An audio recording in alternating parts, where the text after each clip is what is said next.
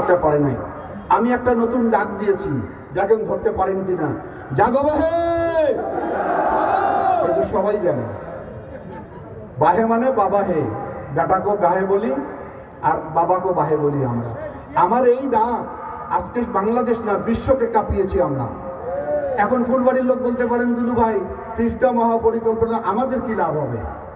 এটি শুধু তিস্তা পাড়ের মানুষের পরিকল্পনা নয়, এই পরিকল্পনার মাধ্যমে ইকোনমিক্যাল জোন, স্যাটেলাইট শহর, হাউজিং, এখানে আমাদের ফুলবাড়ির প্রচুর লোক ঢাকায় কাজ করে আমি জানি।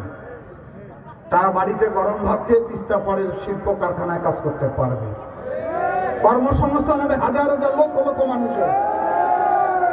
ইতিমধ্যে ভারতীয় পুতিন চীন কথা দিয়েছে নির্বাচনের পরে তারা চুক্তি স্বাক্ষর করে কাজ শুরু করবে।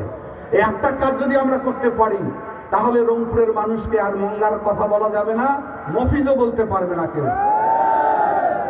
রংপুরের মানুষ সবচেয়ে বেশি খাদ্য উৎপাদন করে, আর রংপুর ছিল একসময় রঙের রসে ভরপুর। সেই রংপুর আজকে বিরাট ভূমিতে পরিণত হয়েছে। সেই রংপুরকে বাঁচিয়ে আনার জন্য আমাদের এই আন্দোলন, এই সে আন্দোলন প্রায় চূড়ান্ত পর্যায়ে উন্নীত হয়েছে।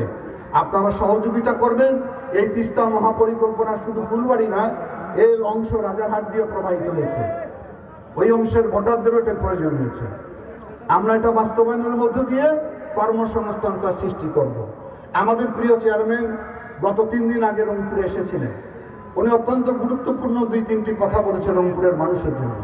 একটি বলেছেন যে রংপুর সবচেয়ে সম্ভাবনাময় জায়গা, অবহেলিত এবং নেতৃত্বের কারণে রংপুরের উন্নয়ন হয়নি।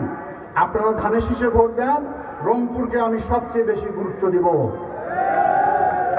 কৃষক ভাইদের জন্য বলেছেন বেগম খালেদা জিয়া যেমন 5,000 টাকা কৃষি ঋণ সুদ সহ মাফ করে দিয়েছেন, উনি বলেছেন 10,000 টাকা কৃষি ঋণ সুদ সহ মাফ করা হবে।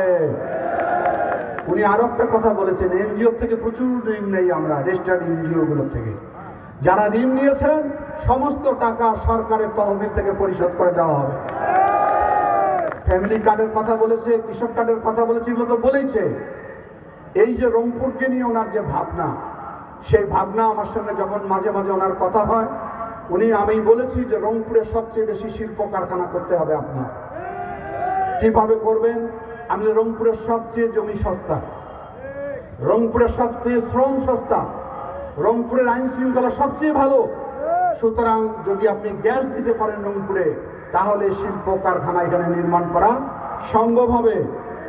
এইটাই হলো মূল কারণ যে এইবার সুযোগ তৈরি হয়েছে। ফুলবাড়ি ভাই থেকে বলে যাই আমি, আপনারা আর ভুলের জায়গায় থাকিয়েন না, আপনার মেইন স্ট্রিমে আসেন।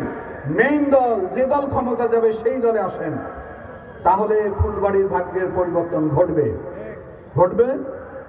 এখন আমার এখানে দাঁড়িয়েছে, আমারই আত্মীয় হয়, এখন ওর কথা আমি কি বলি?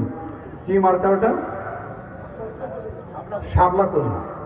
এখনো কলিতে আছে, ফুটছে। ফোটার আগেই এমন একটা দুর্গন্ধ দলের সঙ্গে যুক্ত হয়েছে, ওই ফুল তো আর কোনোদিন ফুটবে না।